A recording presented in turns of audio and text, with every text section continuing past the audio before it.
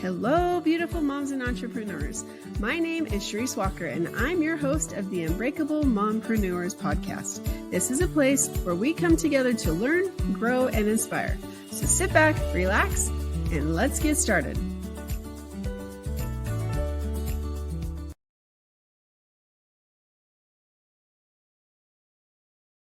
Hello, Unbreakable Mompreneurs. So are you dating somebody and you're thinking, maybe it's time to pop the question or say I do. You're getting ready for that, or just having a business. And these are all three things that we're going to talk about today. So my name is Charisse Walker, your host, and today I have Ash Fox in the house. And this is a unique subject that we actually have not ever had on our podcast. And so with over 200 episodes, I'm excited. And so without further ado, why don't you introduce yourself to us? It's so great to be here, Charisse. My name's Ash Fox, and I am a marriage proposal advisor, photographer, and planner. And we do full service proposal planning for clients from all over the world. My business is based in New York City, but I help people all over virtually as well. And I'm just happy to be here with you. Okay, so before we get into it, for the entrepreneurs, they're like, okay, this doesn't pertain because I'm not getting married or I'm already married. Let's not talk about that. Let's talk about the business side real quick. Yeah. How did you come up with this idea? Because this is a first of its kind, right? It is one of the first of its kind. There's now, at this point in time in 2025, there's a lot of people doing marriage proposal businesses, but I'm OG. I'm one of the original gangsters in the space.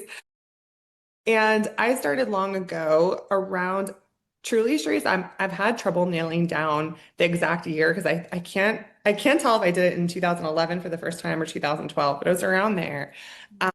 But I did not pull this idea out of the sky. What ended up happening was this concept found me. It really did. And it really happened through a series of me. I was a creative person. My dream was to have a career where I could at least like use my hands and be creative. And I was dabbling in so many different creative pursuits. And I ended up becoming a photographer. And I was in this photography world and I was really loving it because it was this very creative, artistic rock and roll kind of community I was in. And at one point, things just started shifting and I got burnt out. And so I ended up trying family photography and corporate photography. And during that time, when I was doing more like basic, run-of-the-mill photography that people know about, like, baptisms, small weddings, headshots, things like that. Around that time, someone came to me and asked me to do a marriage proposal. And it was really unheard of in that time. Like this was like the early, like I said, like 2011, around there. And back then, we had Facebook, but even with Facebook, people weren't sharing everything. They were more so sharing like one picture, or their opinions on something, maybe a wedding photo, but you wouldn't see proposals. And it was the early days of Instagram, but it hadn't blown up yet. So we weren't in the culture we're in now where proposals, showing your proposals is like a huge thing. Getting pictures of your proposals is huge. It hadn't begun yet. So I go and do this proposal. I think it's crazy. I'm like, why would you want pictures of your proposal? Isn't that like an intimate one-to-one moment that you just share with your partner? And I thought to myself, hey, like the wedding is all about family, but the proposal is really just about the two of you. That was in my view. But in any case, I end up doing this proposal and I really got to see the magic with my own eyes, with my own lens.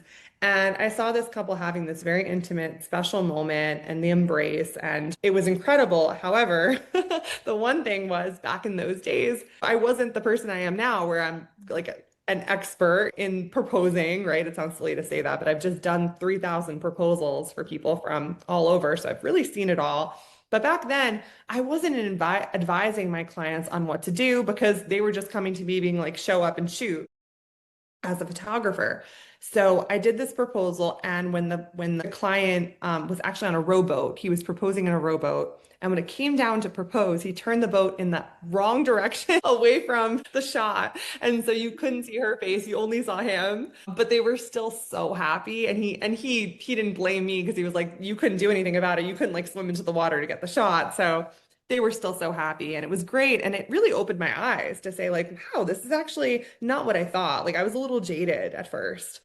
But what ended up happening, crazy enough, is the next week, a woman contacted me out of the blue. And she told me her son was getting engaged on the lake in Central Park.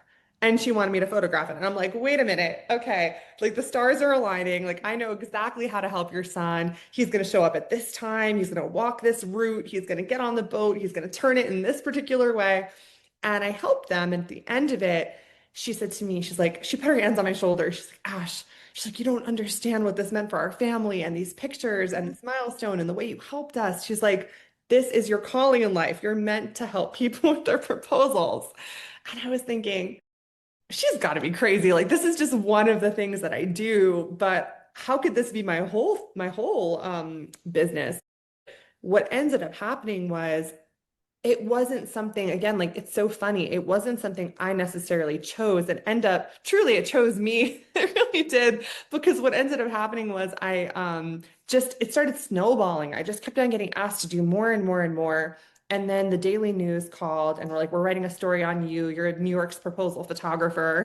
And so I have that article go out. And then I'm doing now even more proposals. And then I just said to myself, there's so much more to this than just the photos, right? Like I'm really becoming kind of a confidant, a coach, a consultant for my clients, like really helping them with like what works, what doesn't, the nuances of timing, decoys, how to, make sure their partner's surprised, all these things.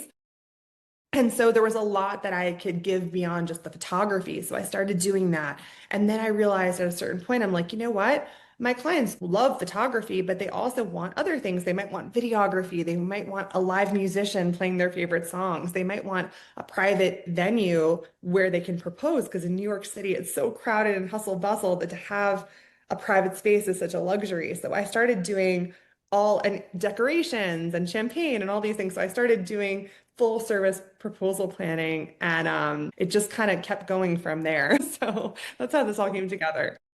So what is your craziest proposal that you've put together?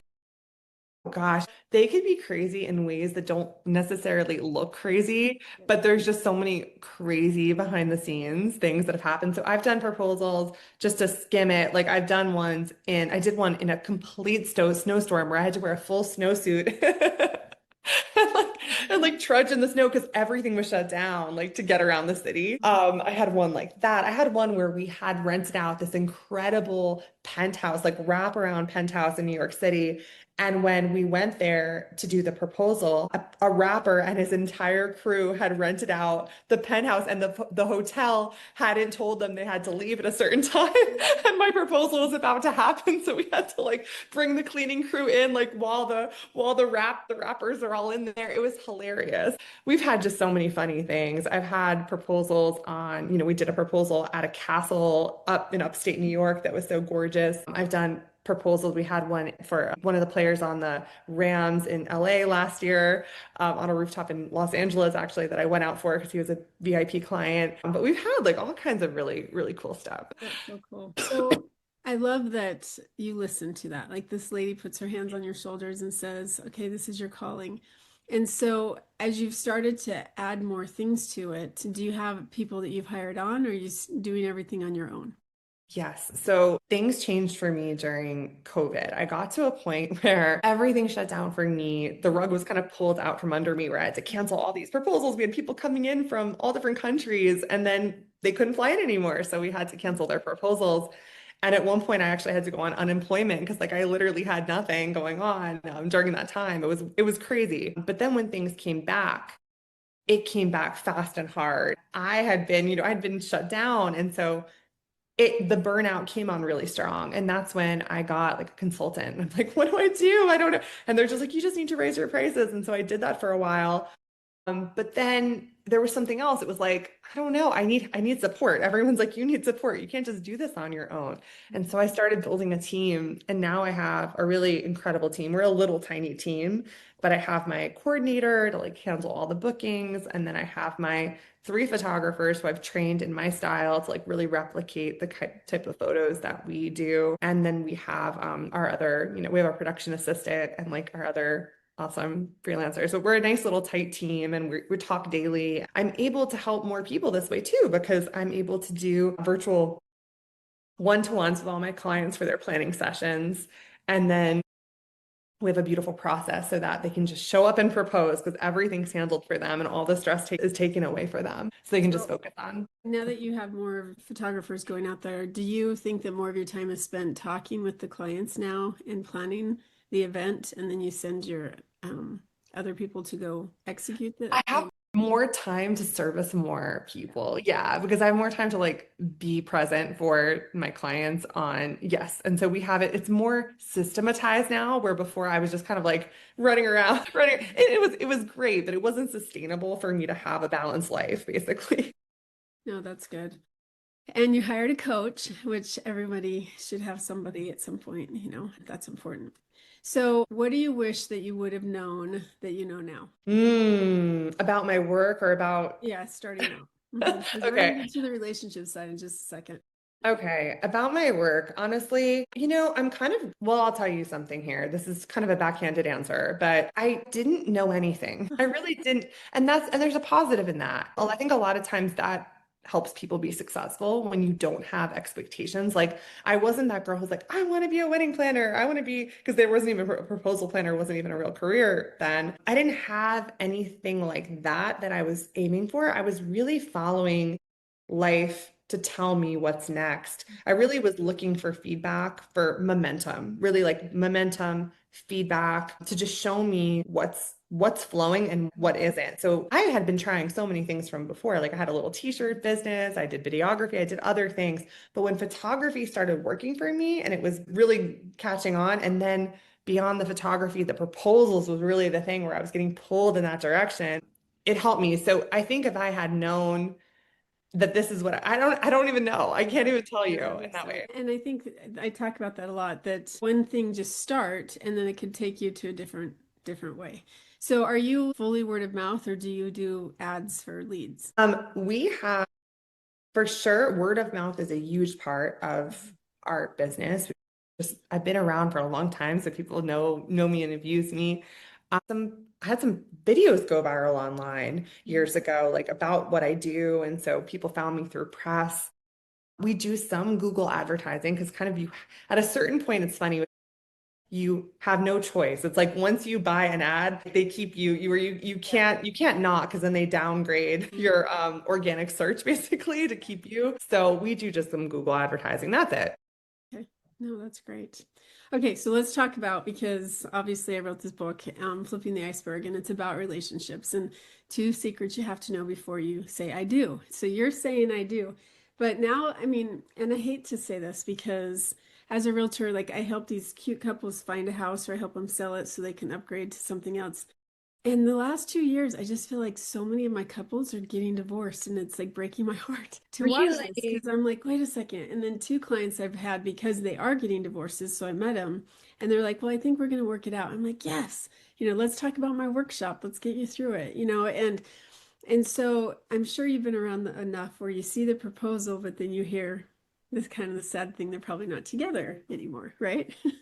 And so, what are some things that you see that maybe some advice for people that are getting married, that, hey, have you thought about this before you say I do? Or yes to the will you marry me question. Yeah, Charisse, I totally hear what you're saying. And I've had people so I've gotten asked, one of the most common questions I get asked is, has anyone ever said no? And I always tell people, like, no, no one says no, everyone says yes.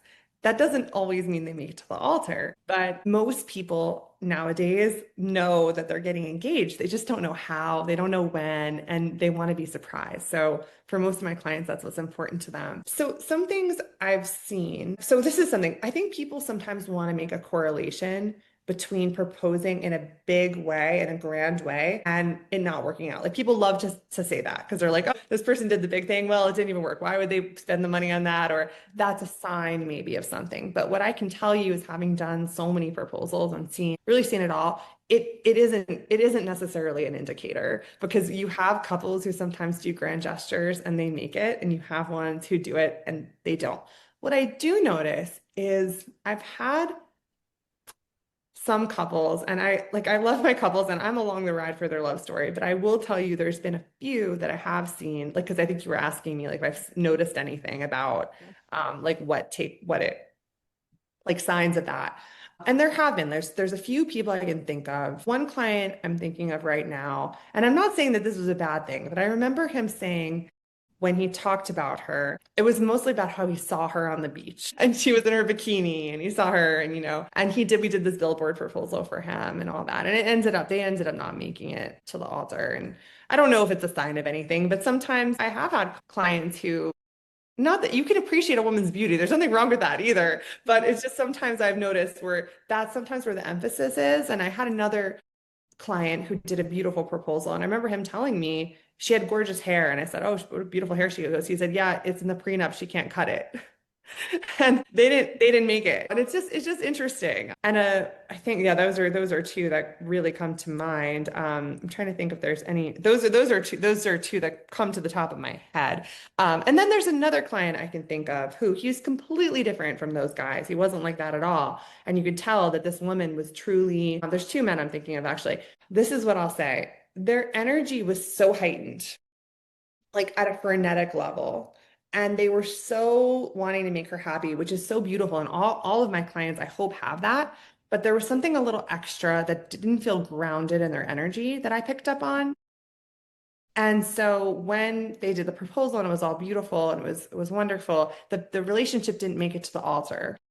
And there's just something about that where it felt a little bit to me like maybe she wasn't all in and maybe he sensed that, but maybe he thought, okay, if I do go above and beyond, I'm going to win her over. I'm going to show her how much she loves me, like trying to prove something a little bit. And like I said, just because you're going grand doesn't mean you're necessarily doing that. Because sometimes people go grand because they know their partner so well and they know she'd love that. But in these cases, I felt that something felt a little mismatched. I don't know. No, that makes sense. And I think that's why like I'm on this mission to help people. Like, are you really serious? Do you really know each other? And have you had those hard conversations before? Because a lot of times I think we get so mesmerized in the like, oh, I saw her on the beach. Because that's my husband. Like he No was way. single for 12 years. And he said that when he saw me on the dance floor, because there's these single dances we used to go to. He goes, it was like this spotlight that just shined down on you. It's like, those movies where Yes. everything else fades away and then she Yes. has the spotlight. He said that's what it happened to him the first time. And so sometimes I think, and we've been married for 14 years, right? But it's not easy at all, which hence my sequel to the book After the I Do. It's hard because I think, okay, did you put me on this pedestal? And me the same with him. Like I thought he's Mr. Yeah. Knight in Shining Armor, and then we get married and I realize he's human, you know? And so it's those hard conversations that are you reaching for that's why, or is there really some depth and meat to it, right? And so I think the proposal, what I like that you do though, and this is where with married couples that we start talking, it's like, okay, there's a reason you said yes.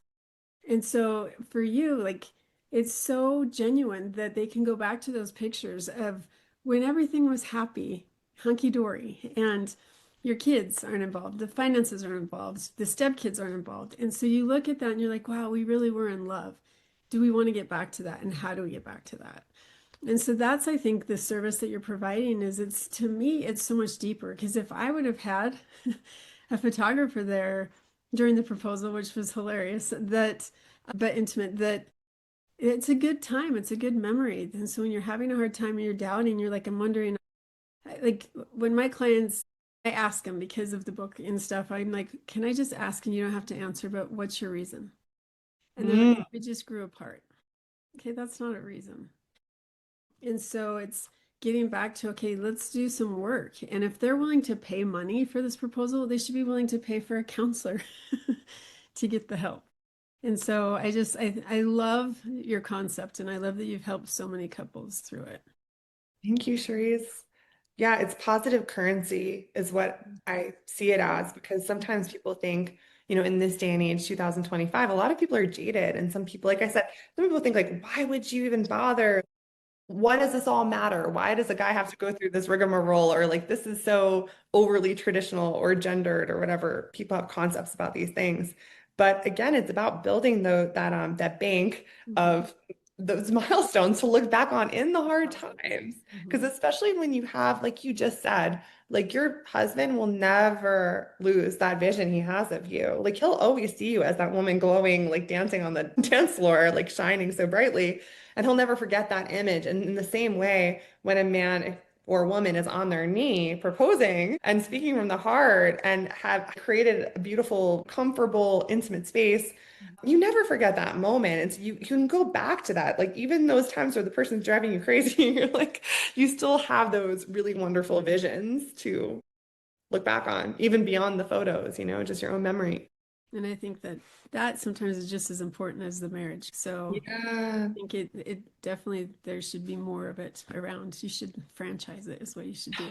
Thank you. Okay, that's a good idea. Maybe I will. So if our listeners are like, oh, what? I want to do this, or I want the person I'm dating, like we're getting close to popping the question, how would they get a hold of you? Oh, well, they can find me on my website. It's ashfoxproposals.com, or on Instagram. It's just ashfoxproposals, and also TikTok, ashfoxproposals. But Instagram, we can talk in the DMs and help you. Or if you just want to follow for some beautiful inspirational pictures, and it's just very heartwarming. A lot of people follow us just to look at the videos and pictures of people's proposals, even if they're not proposing themselves. So just kind of, it brings back, it's just sweet to look at those pictures. That's cool. And I have to ask, and I don't know why, but do you use drones sometimes, like that one guy that turned the boat? So do you use drones now, or is Drones. The thing about drones, I would love to use drones, but they're illegal in a lot of parts of New York. Yeah. So you have to be careful. Like basically the way that it works is the drones won't even go up unless they're allowed in a particular space. So it's a little tricky. And on our private spaces, they're very anti-drone because again, they could get in trouble. But I do love drones. I would like to use them. Yeah, I forgot about that. That's the same thing with real estate. If houses are in the fly zone, you can't. Exactly. Yeah, that's a good thing. Well, thank you so much for being on. I could actually talk to you much longer. We'll have to talk again. You have to come on my show. It's great to chat with you, Charisse. Yes, I would love that.